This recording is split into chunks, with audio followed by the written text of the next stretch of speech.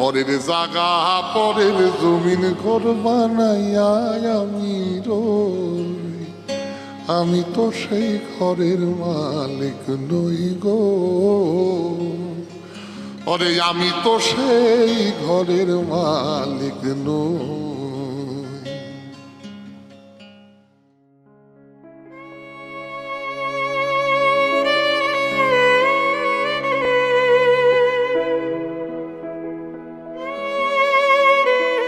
ভয় ও ভালোবাসার মাঝে প্রকৃতির কোলে মানুষ গড়েছিল তার প্রথম বসতি। এরপর পেরিয়েছে নিযুত সময়, যাপনের উৎসবে কালের বিবর্তনে নির্মিত হয়েছে সভ্যতার অগ্রযাত্রা। আমি চঞ্চল হে, আমি সুদূরের পিয়াসী। একমাত্র শিল্প স্থাপত্য যার ভেতরে মানুষ বসবাস করে। আমরা ছবি যদি দেখি, ছবিকে আমরা বলি ইলিউশন, 2 ডাইমেনশনাল ছবিকে ইলিউশন দিয়ে আমরা একটা কিছু করতে চাই, বা স্কাল্পচারকে বলি একটা ভলিউম দিয়ে আমরা কাজ করি। স্থাপত্যর যে কাজ করার যে মাধ্যম, সেই মাধ্যমটা হচ্ছে স্পেস। আমরা যদি বলি যে বিল্ডিংটা দেখতে ভালো, তার চেয়ে বড় ব্যাপার হচ্ছে বিল্ডিংটার অনুভূতিটা কীরকম। সেই অনুভূতিটা আসলে ইনট্যাঞ্জিবল, ওটার কোনো অস্তিত্ব নেই, কিন্তু আমি ওটা অনুভব করতে পারি। সেটাই হচ্ছে আমার স্থাপত্যের মূল উপাদান। আর সেই উপাদানকে ধরতে হলে আমাদেরকে যে আবদ্ধ করতে হলে যে জিনিসটা লাগে, সেটা হচ্ছে দেয়াল লাগে, ছাদ লাগে, ফ্লোর লাগে। এগুলো দিয়ে আমরা সেটাকে আবদ্ধ করার, কনফাইন করার বা ডিফাইন করার চেষ্টা করি। তো সেই দিক থেকে স্থাপত্য তো আমাদের এখানে অনেক আগেই শুরু হয়েছে, অনেক আগে, মানে আমরা একেবারে প্রাচীনকালে, আজকাল তো 2500-3000 বছর আগেরও স্থাপত্যকর্ম এখানে আমরা দেখতে পাচ্ছি। খনন কার্য হচ্ছে, মহাস্থানগড় আছে, পাহাড়পুর আছে, ময়নামতিতে পাচ্ছি।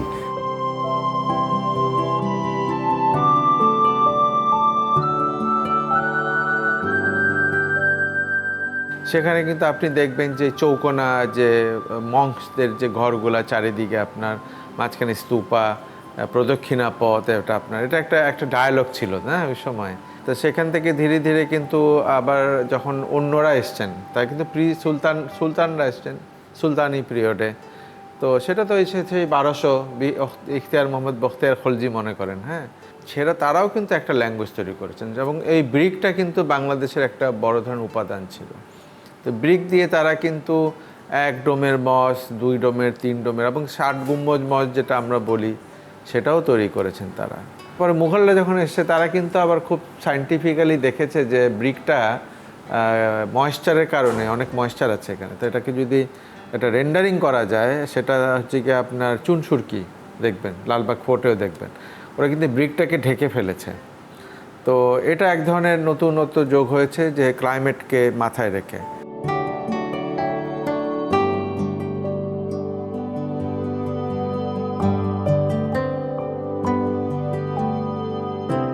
তারপরে তো ব্রিটিশরা এসছে।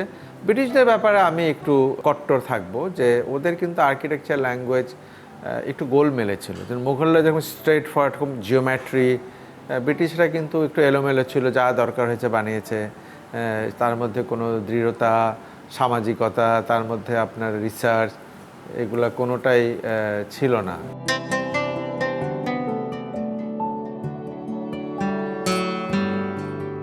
আমার মনে হয় যে পৃথিবীর ইতিহাসে একটা বড় বিবর্তন হয়েছে, যেটা হচ্ছে মডার্ন মুভমেন্ট, যেটাকে আমরা ইউরোপে বলা হয় আপনার ডিস্টিল মুভমেন্ট। তো ডিস্টিল মুভমেন্টে যেই বিশালতা ছিল, আপনার কর্বুজিয়ার বা যারা অনেক বড় বড় আর্টিস্ট ছিলেন, আর্কিটেক্ট ছিলেন, মন্ড্রিয়ান ছিলেন, আমাদের এখানে এটা এসছে অনেক পরে। সে ধরেন আর্লি 60s-এ, আর্লি 50s-এ এসছে, এবং তখন মাজার ইসলাম স্যার এসছেন। আর্ট কলেজ যেটা আমরা বলি না, আর্ট ইনস্টিটিউট, ওইখানে দেখবেন যে এই নতুন একটা স্থাপত্য এসছে, যেটা ইউরোপের স্থাপত্যের রীতিকে ধরে, কিন্তু বাঙালি স্থাপত্যের সংযোজন হয়েছে এখানে। দক্ষিণের হাওয়া, দক্ষিণের যে হেলে পড়া রোদ শীতকালে, এই তাবৎ জিনিস একত্রিত হয়ে একটা ক্রিটিক্যাল মডার্নিজম হয়েছে। মানে আধুনিক স্থাপত্য, কিন্তু অত্যন্ত সূক্ষ্মভাবে দেখতে হবে এটাকে। তথাকথিত স্থাপত্য আধুনিক না এটা।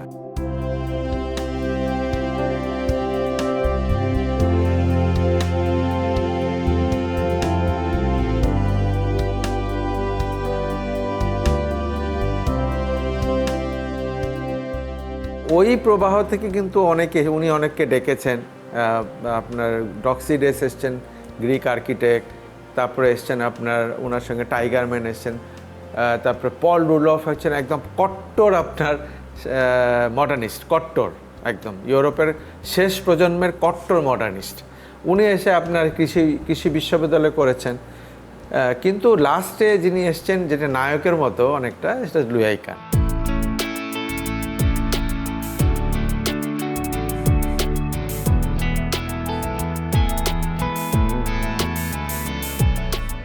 মাজার ইসলাম স্যার ওনাকে আমন্ত্রণ করে এনেছিলেন। তো উনি আসার পর দেখা গেল যে উনি যে স্থাপত্য করেছেন সেটা আবার কারোর সঙ্গে মেলে না।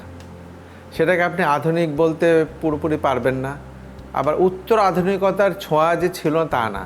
কিন্তু যেই জিনিস উনি বানিয়েছেন এটা ঠিক বাংলাদেশের কোনো একটা পুরনো জিনিসকে মানে জাস্ট কপি করেছেন তাও না, কিন্তু চারিদিকে আবার মানে যে বাঁকা করে আপনার ব্রিকের বাড়িগুলো দেখবেন না, এগুলো আবার কিন্তু সেই পাহাড়পুরের বা ময়নামতির যে ব্রিকের যে স্তূপ, আপনার পানির উপরে এই ব্রিকের স্তূপ চলে এসছে আপনার। তো এই যে এটাকে আমরা বলি অ্যাবস্ট্রাকশন, হ্যাঁ, মানে একটা জিনিসকে সময়ে না বেঁধে এটাকে এমনভাবে ধারণ করা যে ভিতরে ঢুকে পড়ে কিন্তু কোনো সময়ের বাধা আটকে থাকে না, চলমান হয়ে যায় তখন আপনার। এটা টাইমলেসনেস যেটা বলি আমরা। উনি কিন্তু এই একটা মারাত্মক কাজ করেছেন, যেটা থেকে আমি মনে করি পরবর্তী প্রজন্ম, এমনকি আমাদের অস্তিত্ব যদি খুঁজতে থাকেন তাহলে হয়তো বা আপনি ওই কোনো না কোনো জায়গায় মাজার ইসলাম এবং লুইয়াই ক্যানকে আপনি দেখবেন, খুঁজে পাবেন।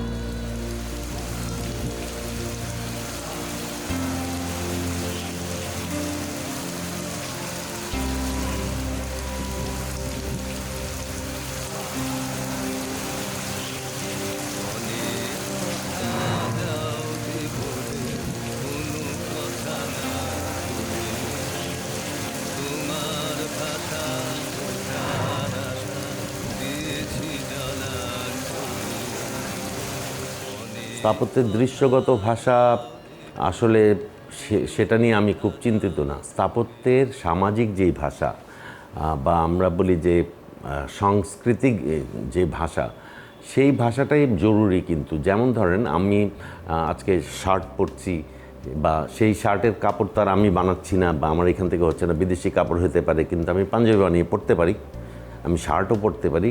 It depends on my comfort level. তো স্থাপত্যের ক্ষেত্রেও সেটা হচ্ছে। আমরা তো আধুনিক হচ্ছে বলছি, আধুনিক হতে গেলে আধুনিকতার যে ছোঁয়াগুলো সেগুলো কিন্তু আসলে সরাসরি মাটির থেকে উঠে আসে না। ওটা একটা সংকর টাইপের ধারণা তৈরি হয়। যেমন মাটির থেকে আসবে, ভ্যালুজ আসবে আমার, হ্যাঁ, আমার মূল্যবোধ, আমার অর্থনীতি, আমার সামাজিক অবস্থা, আমার সংস্কৃতি, এগুলো কিন্তু আমার স্থাপত্যে থাকবে। এখন এইটার সঙ্গে কী মিশবে? আমার সব কিছুতে, আমি গাড়ি চলছি বিদেশি, সব চলছে, আমরা তো ঘোড়ার গাড়িতে চলছি না এখন, আমরা সব কিছুতেই চলছি। যেমন সব কিছুই আধুনিকায়ন হচ্ছে, পশ্চিমায়ন হচ্ছে, সেটা কিন্তু স্থাপত্যতেও এটার প্রভাব আছে। সেই প্রভাবটাকে কিন্তু আমি অ্যাভয়েড করতে পারছি না।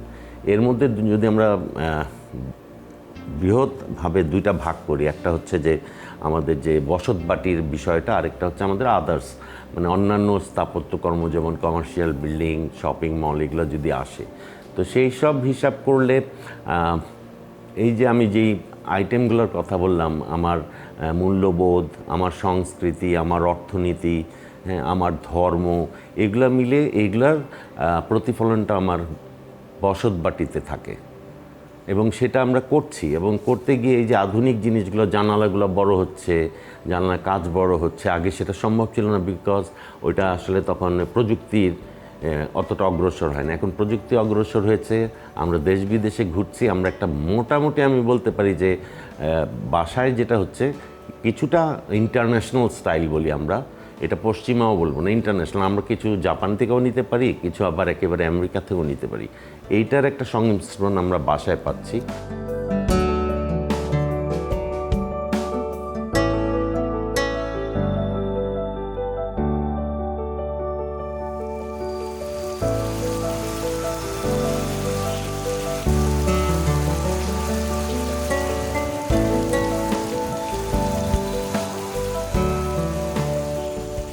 কেউ যদি মনে করে যে বাংলাদেশের স্থাপত্য মানে হয়তো কুড়ের ঘর, বাংলো বারান্দা যেটা রুরাল আর্কিটেকচারে ছিল, সেটা কেউ কপি করছেন বা সেটাকে একটু সুন্দর করে করছেন, সেটাই বোধহয় আমরা আমাদের স্থাপত্য নিয়ে আসছি আমাদের এই সময়ের সাথে।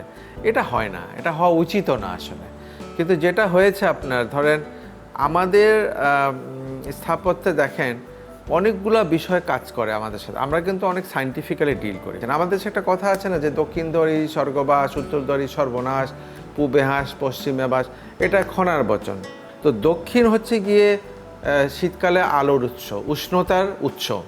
আবার গরমকালে সেখানে সূর্য আসবে না, সূর্য মাথার উপর চলে যাবে এবং ওখান থেকে হাওয়া আসবে, দক্ষিণ পূর্ব থেকে হাওয়া আসবে সাগর থেকে, তার পরবর্তী কিছুদিন পরে মেঘ সহ আপনার হাওয়া আসবে, এটা গ্লোবাল উইন্ড, যেটা দক্ষিণ ভারত থেকে আসবে। এই যে দক্ষিণের যে ঘটনাগুলা, এটা তো দক্ষিণমুখী বাসা না হলে হবে না। তো মাজেদ হাসান স্যার কিন্তু এটাকে প্রাধান্য দিয়েছেন। উনি প্রাধান্য দিয়েছেন, উঠানের প্রাধান্য দিয়েছেন, উনি গাছের প্রাধান্য দিয়েছেন, যেটা ইউরোপে অনেক জায়গায় অতটা সহজ না আপনার। তো এই যে এবং ভিতরের বাসার ভিতর এবং বাইরের যে সম্পর্ক, সেটা অনেকটা লিকুইড আপনার, হ্যাঁ, কখন বাইরে কিনা না ভিতরে কিনা বোঝা যায় না আপনার। থ্রেশল পয়েন্ট তৈরি হয় আপনার, বারান্দা একটা থ্রেশল, না ঘর না বাহির, ওই বারান্দাটা হচ্ছে কি ইন বিটুইন টু ওয়ার্ল্ড, বাইরের ওয়ার্ল্ড আর ভিতরের ওয়ার্ল্ড, তাই না? তো এইটা আমাদের জায়গা হচ্ছে প্যাভিলিয়নের মতো, ওই জায়গাটা হচ্ছে আমাদের জায়গা। এখন আমি বলছি যে আমাকে 10 তলায় পাঠিয়ে দেওয়া হোক, আমি থাকতে পারি, কিন্তু আমার বিলঙ্গিংস, আমার যে সম্পত্তি, আমার পাওনা, এটা দিয়ে দাও, আমার মাটি দাও, আমার গাছ দাও, আমার পানি দাও, আমার বাতাস দাও, আকাশ দাও, পাখি দাও, আমি উপরে যাব, কিন্তু এগুলো ছাড়া আমি যাব না। তো এই কথা যখন বলছি ভাবছি, তখন আমি নিজেই তো এগুলা 10 তলায় নিয়ে যাচ্ছি, পাখি, গাছ, বাতাস, পানি সবই আমি একত্রিত করছি, সেটা 10 তলা হোক আর 50 তলা হোক। সেটা হচ্ছে বাঙালিপনা।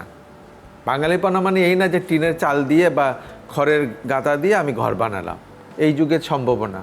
আমার দেশ ছোট, অনেক লোক, তা আমাকে উঁচু করতে হচ্ছে, আমি করব উঁচু, কিন্তু আমি বাগানও নিয়ে যেতে চাই।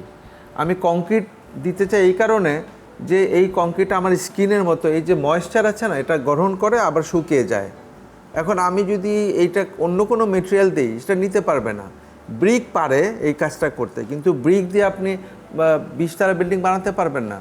ও ল্যাটারাল লোড মানে আনুভূমিক লোড নেয় না, সে পড়ে যাবে, ভূমিকম্পে পড়ে যাবে আর ঝড়ের সময় পড়ে যাবে আপনার।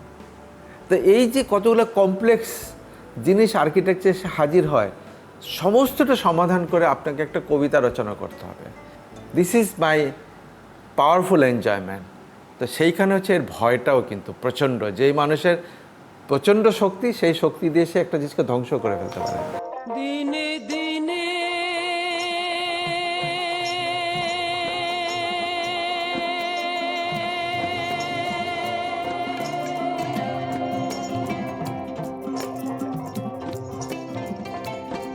খুশিয়া পরিবে রঙ্গিলা দলানের মাটি খোসাই দি কোন রঙে। আমাদের এই অঞ্চলে বিশেষ করে যে আমাদের যে পলিমাটির যে অঞ্চল, এই অঞ্চলটা মূলত কৃষিযোগ্য জমির জন্য ছিল এবং কৃষক সমাজটাই এখানে বেশি আধিপত্য বিস্তার করেছিল। পরে গিয়ে কিছু কিছু ভিনদেশি ধরনের স্থাপত্য আমরা দেখতে পাই, জমিদার বাড়িগুলো হয়েছে, কিন্তু এগুলো খুব বেশি দূরে আমরা যেতে পারি না। আমাদের নগর স্থাপত্যের যে ধারা, সেই ধারাটা একটা জায়গায় এসে বিচ্ছিন্ন হয়েছে। আমরা সুদূর প্রসারী কোনো কিছু ভাবতে পারি না, আমরা যেটাকে লং টার্ম ভিশন বলি, আমরা ভাবি না।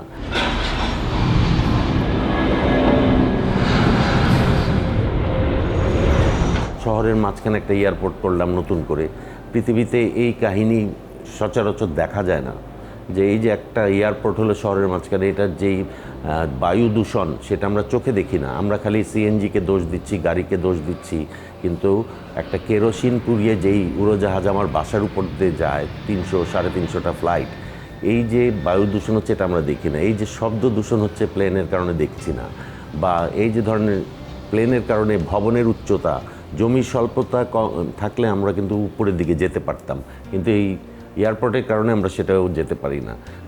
এই সব জিনিসগুলো কিন্তু আমরা ভেবে করি না, আমরা করেছি শর্ট টার্ম চিন্তা করে, যে জমি দখল বা অ্যাকোয়ার করা, অধিগ্রহণ করা অনেক জটিল কাজ। তাই আমি আমার এয়ারপোর্টের পাশেই খালি জায়গা আছে, ওইখানেই বানালাম একটা টিনের ঘর, 24,000 কোটি 22,000 কোটি টাকা খরচা করে।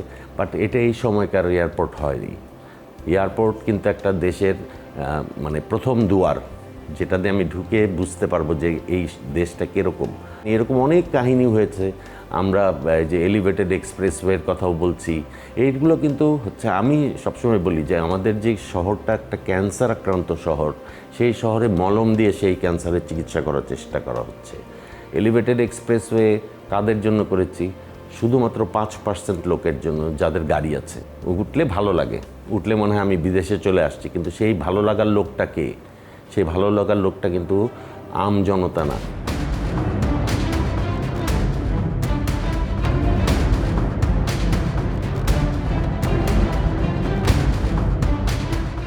আমরা স্থাপত্য বললে বুঝি অনেক দালান কটা ইট কাঠ, না। স্থাপত্য মানে হচ্ছে আপনি বানাবেন না কিছু, আপনি বলতে পারছেন যে এই জায়গাটাতে কিছু বানানো যাবে না, এটা খোলা রাখতে হবে এই শহরের জন্য, এই দেশের জন্য, এই গ্রামের জন্য, এখানে হাত দেওয়া যাবে না, এটা এই রকম জঙ্গল থাকবে বা এরকম গাছগুলি থাকবে, আরও গাছ লাগাতে হবে বা কিছুই করা যাবে না, হাত দেওয়া যাবে না। উনি স্থাপত্যটা করলেন। এই যে সিদ্ধান্ত, একটা স্পেস, পরিসর, মানুষের মঙ্গলের জন্য কি হওয়া উচিত সেটা বলতে পারাটাই স্থাপত্য।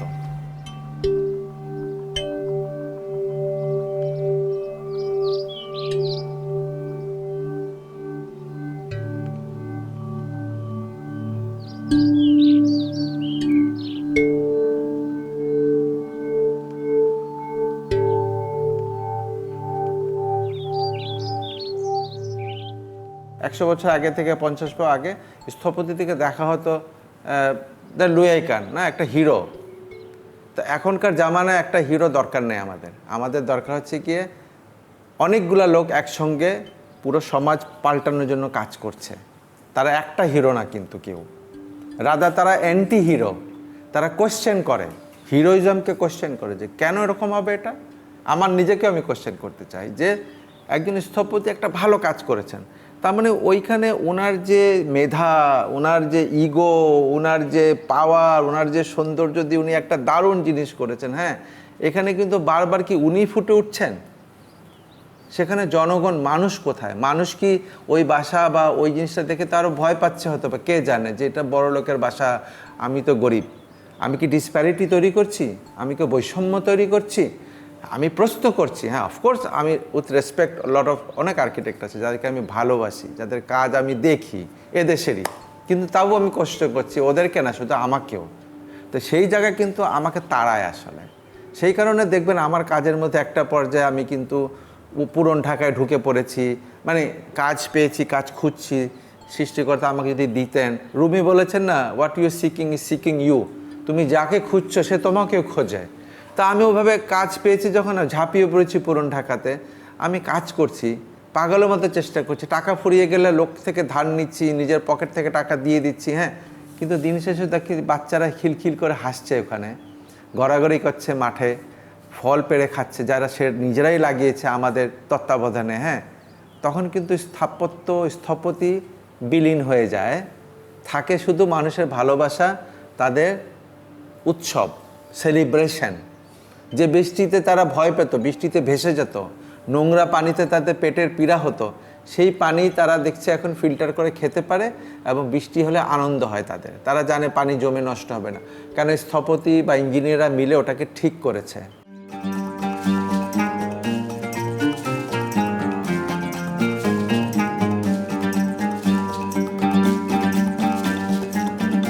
তো এই পর্যায়ে যদি না যাই আমরা, তাহলে কিন্তু এই স্থাপত্য শুধু একটা কবিতার কথা বলবেন মুখে, কিন্তু মানুষের সাথে এর কোনো সম্পর্ক হবে না। আমি একসময় দেয়াল ফেলে দিয়েছি, বলেছি বাড়ির সামনে দেয়াল থাকবে না, কারণ দেয়ালটা হয় কি, মানুষকে বলে যে আমি তোমাকে বিশ্বাস করি না। বাড়ির ভিতরে লোক বলে এটা একটা ভাষা। তো দেয়াল যদি দেন, সেখানে যে তার কাটা দেন, সেখানে যদি খোঁচা খোঁচা লোহা দেন, কুকুর হইতে সাবধান লিখে রাখেন, তার মানে কি আপনি একটা ভাষা ব্যবহার করছেন যেটা অক্ষরের না, এটাকে আমরা বলি সেমিওলজি। তো এটা একটা ভাষা, এটা দিয়ে আপনি লোককে কি বলতে চান যে ভাই আমি তো তোমাকে বিশ্বাস করি না, আমার কুকুর কিন্তু তোমাকে কামড়ে দেবে যদি তুমি কিছু করার চেষ্টা করো, আমি তো কিছুই করছি না, কিন্তু এগুলো আমাকে বলছে, সে তার কাটা দিয়ে বলছে যে তুমি তো রক্তাক্ত করে দিব তোমাকে যদি তুমি উঠতে চেষ্টা করো, আমি তো করছি না, কিন্তু তুমি আমাকে বলছো কেন। এই যে আগলি একটা অসুন্দর ভাষার ব্যবহার, এটা আমাকে খুব তাড়িয়েছে। এই জন্য আমি বলছি না, দেয়াল থাকবে না বাসার সামনে। তা আপনি দেখেছেন অনেক বাসার সামনে দেয়াল আমি ভেঙে দিয়েছি, আমার নিজের বাসায়ও বা অন্য অনেক বাসা গ্লাসের দেয়াল। তা আমি তখন বলেছি যে গ্লাসের দেয়াল দিতে চাই এই জন্যে, যদি দেয়ালটা হয় পোক্ত, মোটা, উঁচু, ফোর্ট্রেসের মতো, তাহলে সমাজ হবে ভঙ্গুর, সমাজ হবে নিঃস্ব। কিন্তু দেয়ালটা যদি হয় ভঙ্গুর, নিঃস্ব, নাই নাই, একটা কাঁচের দেয়াল, তখন হবে সমাজ হবে পোক্ত। তো এইগুলো হচ্ছে ভাষা স্থাপত্যের বাংলাদেশের। গ্রামের একটা পিচ রুফ আছে কি না, খড়ের ঘর গাঁদা আছে কি না, একটা পুকুর কাটলাম কি না, পুকুর কোথায় কাটবো ঢাকায়, কিন্তু পানি তো আছে। পুকুরের সৌন্দর্য হচ্ছে কি পানি, আমাদের গ্রামের সৌন্দর্য হচ্ছে কি গাছগাছালি, তাও কি জংলা, টেম্পড বলি না আমরা, যে ট্রিম করা, প্রুন করা না, উল্টাপাল্টা জাংলা। তা আমার জংলা থাকতে হবে, আমার পানি থাকতে হবে, আমার প্রজাপতি বাতাস থাকতে হবে, বৃষ্টি পড়তে হবে, তাহলেই আমি। পার্শ্ববর্তী দেশেও যদি দেখি, হাউজিং বললে যে জিনিসটা বোঝায় সেই জিনিসটা আমাদের এখানে নাই। হাউজিং আছে, সরকারি কর্মচারীদের জন্য হাউজিং করা হচ্ছে, বা ধরেন কিছু 1000-5 অ্যাপার্টমেন্ট করা হয়েছে উত্তরাতে জনসাধারণকে দেওয়ার জন্য, বা ধরেন একেবারেই কি বলবো, প্রান্তিক গোষ্ঠীর জন্য কামরাঙ্গীর চরের ওদিকেও করা হয়েছে, কিন্তু দেখা গেলো ওগুলো কিনে ফেলেছে হচ্ছে বড়লোকেরা, একটা ভেস্টেড ইন্টারেস্ট, স্বার্থান্বেষী মহল, সেগুলো কিনে তারা বিক্রি করছেন অথবা ভাড়া দিচ্ছেন, আর আদতে যাদের কাছে যাওয়ার কথা সেটা যায় নাই। এরকমভাবে কিছু, এখন জনসংখ্যাটা এমন হয়েছে, এমন একটা আকার ধারণ করেছে, এটা করাটাও খুবই দুষ্কর, কিন্তু উদ্যোগ তো শুরু করতে হবে, সেই শুরুটা আমাদের এখানে হয়নি, যার কারণে আমাদের এখানে এই বৈষম্যটা দিন দিন বাড়ছে।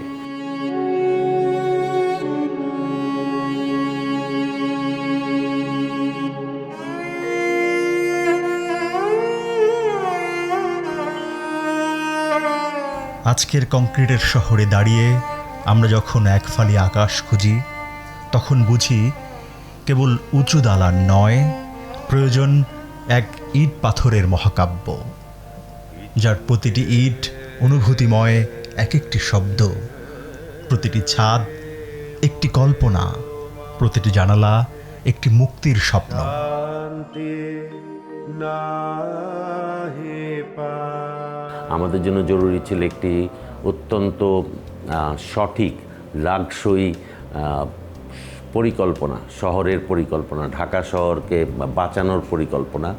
সেইভাবে আমরা আরও আমাদের অনেকগুলো শহর আছে, যেমন ধরেন সিলেটের কথা যদি বলি বা চিটাগাংয়ের কথা বলি, এই শহরগুলোকে কিন্তু ধ্বংস করা হয়েছে ক্রমান্বয়ে।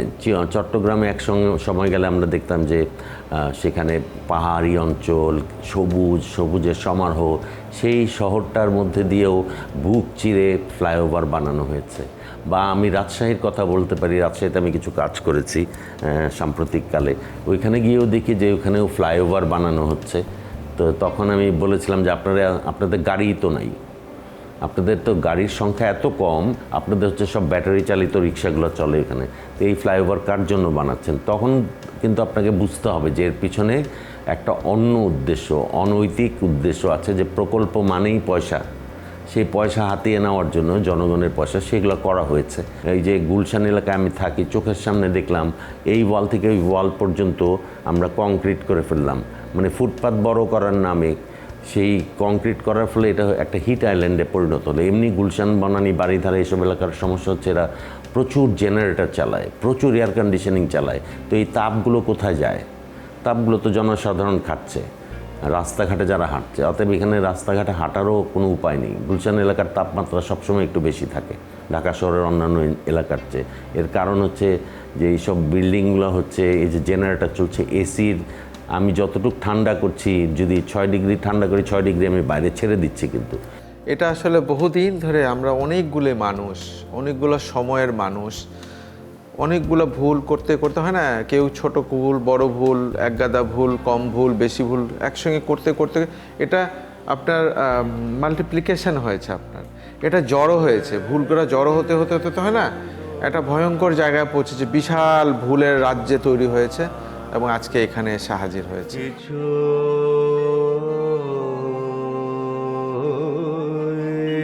তো হলো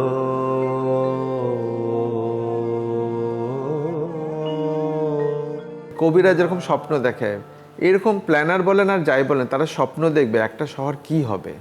এই শহর কি বৃষ্টিতে ভিজে যাওয়া একটা শহর হবে, জলবাহিত শহর হবে, যে আমাদের এত পানি পড়ে, এর 80% পানি বাংলাদেশের, 70% পানি বাংলাদেশের, এই পানিতে তাহলে কি আমরা আসলে রাস্তা বানাবো, নাকি আমরা অনেক বেশি সুন্দর সুন্দর নৌকা, হ্যাঁ ইঞ্জিনের ভালো ইঞ্জিন বোট আপনার, হ্যাঁ মানে যেটা দূষিত করে না, দারুণ দারুণ নৌকা, দারুণ চেহারার নৌকা, দ্রুত যায় আসতে যায়, এগুলো দিয়ে আমরা সব জায়গায় যাব, অনেকটা ভেনিসের মতো বলতে পারেন। আবার রাস্তা কম থাকবে, রাস্তাও তো লাগে, এই যে প্রপোর্শন, তাহলে এটা বৃষ্টি ভেজা একটা পানিবাহিত শহর হবে। আচ্ছা, এর পাশাপাশি কি এই শহরটা অর্চার্ড হবে, পানির পাশে ফলের বাগান থাকবে, এটা হাঁটার শহর হবে, আমরা হেঁটে হেঁটে সব জায়গায় যেতে পারবো।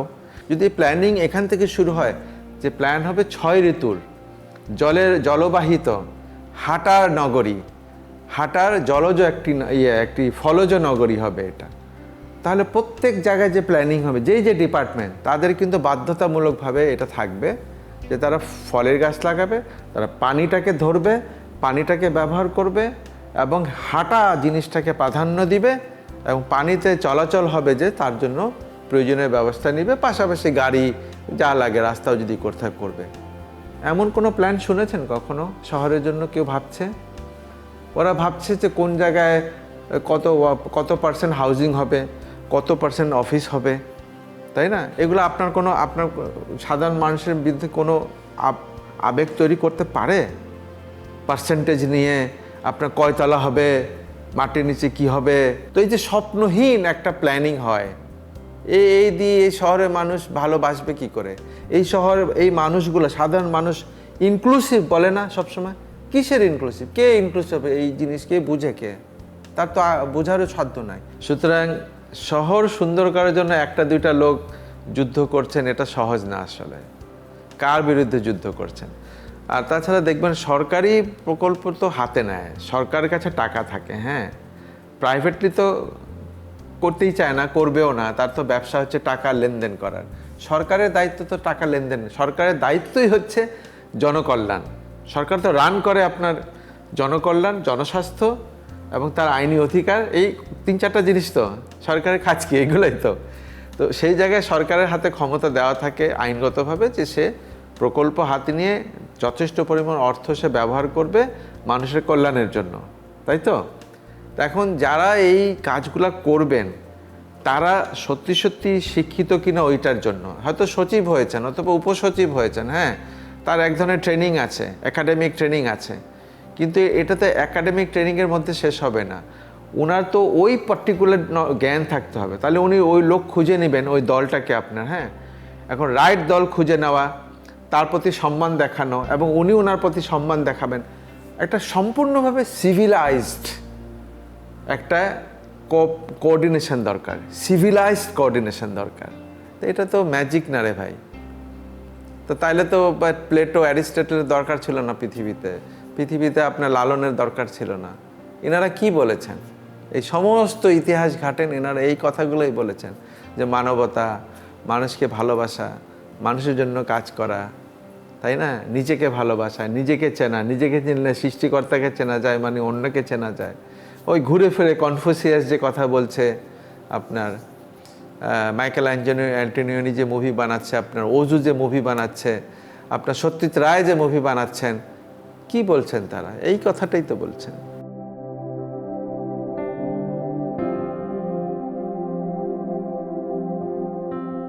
শুরুটা হতে হবে। শুরু যদি হয়, সে চিহ্ন যদি দেখতে পান যে আপনার ইয়াং জেনারেশনের মধ্যে, একদম বাচ্চাদের মধ্যে, স্কুলগুলো প্রাইমারি লেভেলের প্রোগ্রামটা ভালো হচ্ছে, ভালো টিচারে যাচ্ছেন, ওই ব্যাপারে অনেক সিরিয়াস রাষ্ট্র, সরকার, রাষ্ট্র, তখন দেখবেন যে ওখানে কিছু নাড়াচাড়া ঘটছে, এটা কিছু ঘটছে, আপনি দেখবেন যে এটা মানে হয় না জাগ্রত হওয়া, তখন আপনি স্বপ্ন দেখা শুরু করবেন যে এইবার তাহলে এই জেনারেশন আস্তে আস্তে আগে বাড়বে, হয়তো 25 বছরের মাথায় দেখবেন একটা জেনারেশন তৈরি হয়েছে যারা একদম কম্প্রিহেন্সিভ বলি না আমরা, একটা প্যাকেজের মতো। তো এই যে ব্যালেন্সটা, এইটা আমাদের করতে পারতে হবে। তো এখন অনেকেই হয়তো অনেক পাওয়ারফুল মানুষ, হ্যাঁ, অনেক জ্ঞানী মানুষ, কিন্তু উনি কিন্তু সমন্বিত না, ওনার জ্ঞান কারো কাজে লাগে না। কেউ হয়তো অনেক কাজ করতে পারে কিন্তু ওই কাজ কারো কাজে লাগে না। তো এটা অত্যন্ত জটিল বিষয়, এটা খুব মানে সোশ্যালজিক্যাল, সাইকোলজিক্যাল, অ্যানথ্রোপোলজিক্যাল, আপনার অনেকগুলো বিষয় আছে। আর্কিটেকচার না অনেক কঠিন, বিশ্বাস করে, এটা অসম্ভব কঠিন একটা পেশা, এবং আমরা কেউ ঠিক বুঝতেই পারিনি, অথচ আর্কিটেক্টরা পারতো। পৃথিবীতে কোনো পেশা নাই, নট এ সিঙ্গেল, আপনি দেখান কোনো পেশা আছে যে স্বপ্নকে সামনে বানিয়ে দিবে আপনাকে? মিউজিক শুনেন না, এটা কানে শুনবেন, এটা আর নাই, কিন্তু তরঙ্গ শেষ। পেন্টিং দেখেন, ও দেখাচ্ছে একটা শহর এঁকেছে না, হাত দিয়ে দেখেন, এটা 2D চ্যাপ্টার, নাই কিছু। কিন্তু আমরা যেটা বানাই, এই যে এখানে বসে আছেন, এটা কিন্তু মিথ্যা না, এটা এখানেই থাকবে বহু বছর।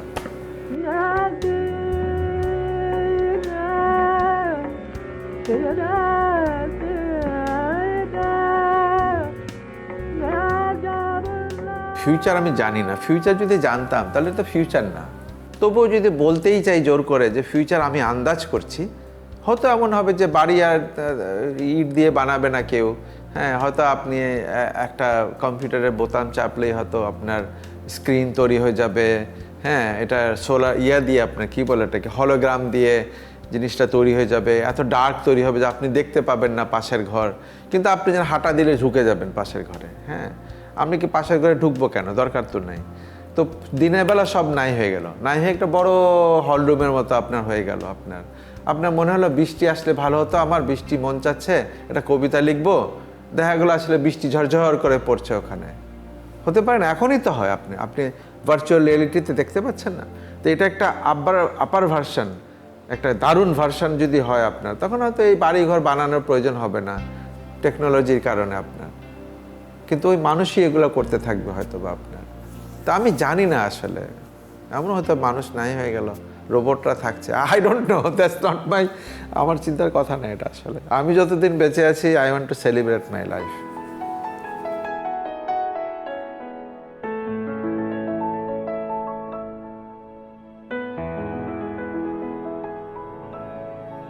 আমি চঞ্চল হে, আমি সুদূরের পিয়া